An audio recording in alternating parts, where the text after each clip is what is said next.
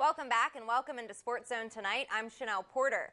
If you thought we were going to get through the day without any Mizzou hoops news, think again. A lot of talk about Gates' past 3 seasons at Cleveland State, but he says a lot of his confidence and leadership come from his time before that at Florida State under head coach Leonard Hamilton. Now, Gates was with Florida State for 8 seasons under Hamilton, who is the 5th all-time winningest coach in ACC history. The SEC softball tournament began tonight, and Mizzou will get on the diamond for their first game tomorrow afternoon against number 10 Auburn. Men's basketball coach Dennis Gates has started off the week bringing in a familiar face to join him at Mizzou.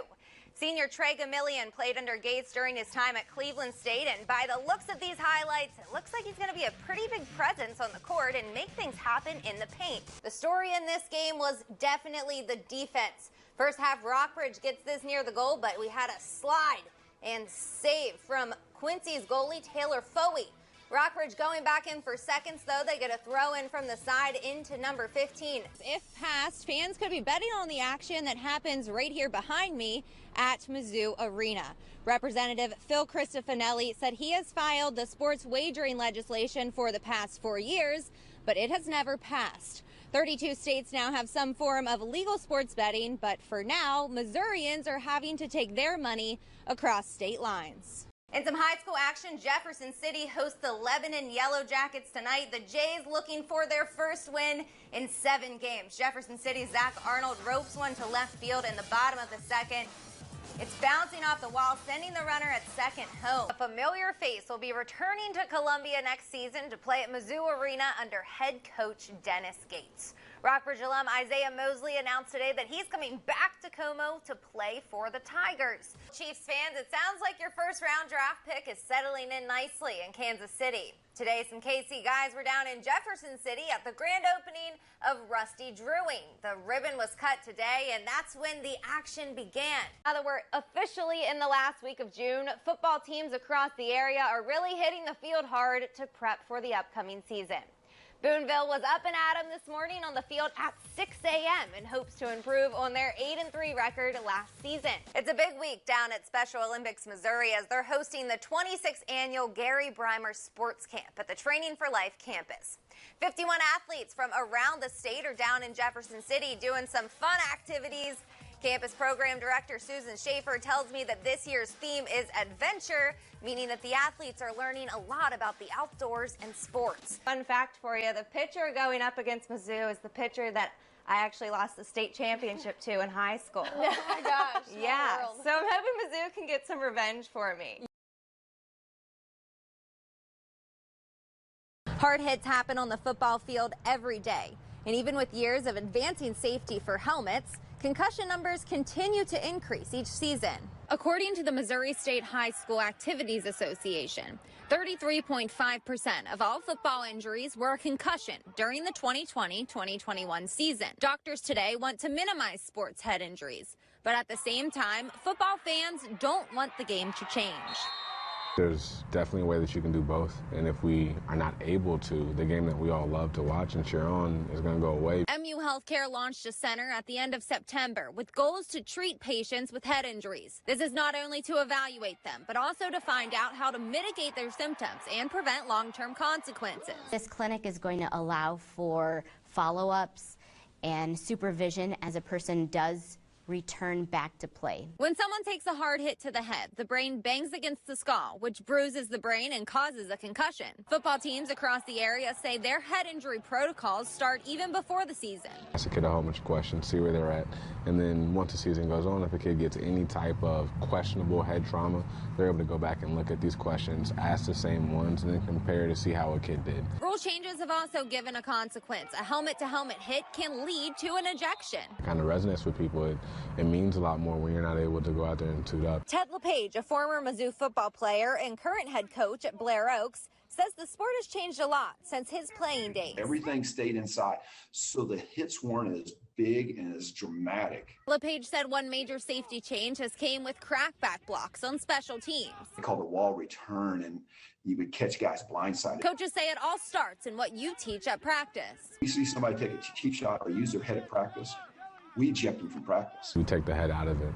We teach to go low, to go at the legs. LePage saw a head injury firsthand a few weeks ago in the state playoffs. His star quarterback, Dylan Hare, had to leave the game after this hit. LePage says the protocols began immediately. You feel your fingers, your toes, and he said, no, they're numb. So that's when laid him back down and went into extra precautionary situations. Once a player is diagnosed with a concussion, it takes several steps to get them back on the field. No matter what happens, there's a 7-day protocol. After the 7th day, whoever is doing the protocol, either the athletic director or the trainer, they have to sign off that they cleared all of that. And then you start to work them back in the progression of practice. For a full list of concussion signs and symptoms, you can visit our website at abc17news.com. Reporting in Columbia, Chanel Porter, ABC 17 News. We don't replace Des. You know, he can't. After an incredible season for the Crusaders last year, We gathered some chemistry as a team and were able to go on a really good run all the way to the state championship game. No one expected us to make it there this year. this season may look a little different with an announcement that their star player will play his senior year at the Skill Factory in Atlanta. I always knew if that's an option, I want to do it because I think it will really better me in the future. But it didn't come easy. Coach Rothweiler tells me he watched Desmond enter his freshman year on the varsity team and completely transform his game over that summer. We went from averaging 4 or 5 points a game to averaging 20 points a game. If I'm not in the gym, then somebody somewhere is just getting better than me. My mom, she's always texting, calling, you got to come home, you got to come eat. So I'm like, okay, I'll be there in a little bit. And then 2-3 hours later, then I'll come home. Although his time at Helias has came to an end, he left his stamp there for future generations. He broke several records that were long-standing at our school. And, there won't be another season like that happen very often. With losing not just Des, but all-stater Malcolm Davis, coach is working to find what will work for his group of guys. Night in and night out, we knew who was going to get the points for us. And going into next year, it's going to be much more spread out, and we're going to have to rely on other guys stepping up and being more of a balanced scoring team. It wasn't just me, it wasn't just 2 of us that made it, it was all 5 in all. 15 of us that's on the bench, so I really think they still got a good chance to get back to where we was at next year. As for what's next for Desmond, he'll use his senior year to improve, and although he's saying goodbye to Missouri for now, he isn't completely closing the door. Is this the end of you in Missouri, or are you still thinking Mizzou's an option? Yeah, I'm still being from Missouri, so it's always going to be an option. So just hopefully put the work in, keep my head down working until I get there, and then hopefully be able to make a decision in the future. Reporting in Jefferson City, Chanel Porter, ABC 17 Sports. There was no big ego. I think we all played as a team. We had a lot of new incoming players come in, and they really stepped up and played really well this season. Head coach Brian Ash came to Southern Boone in 2019, not knowing what the expectations were for the Eagles. It had been a 20-year drought for a district championship, so I knew that was the direction we wanted to kind of eventually get to. 20 years of no state titles in Ashland and a team of underdogs that looked to put their name on the map. Last year we were looking about what was in front of us and how we were going to beat Blair Oaks from last year, and this year we were just focused on the game that we were playing. We weren't in the preseason rankings. There was really not a lot of talk. And then when we get back from Oklahoma, I felt like, people were kind of zeroing in on us, and we were seeing some of the better arms from every team. There was no huge standout player in Soboko, but that's not what they needed. You really don't need that big 5-star recruit guy. I mean, if you work hard and you're hard-nosed, you can really do anything. The Eagles made their way to Springfield with a 32-2 record, the best in program history.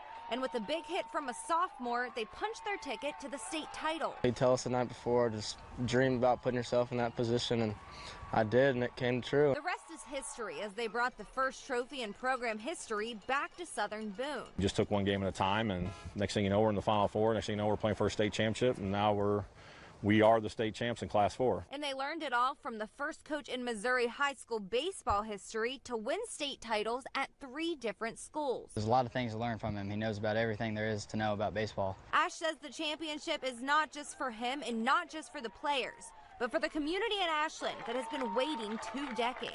They've been craving this for so long. It was more than just for a baseball team.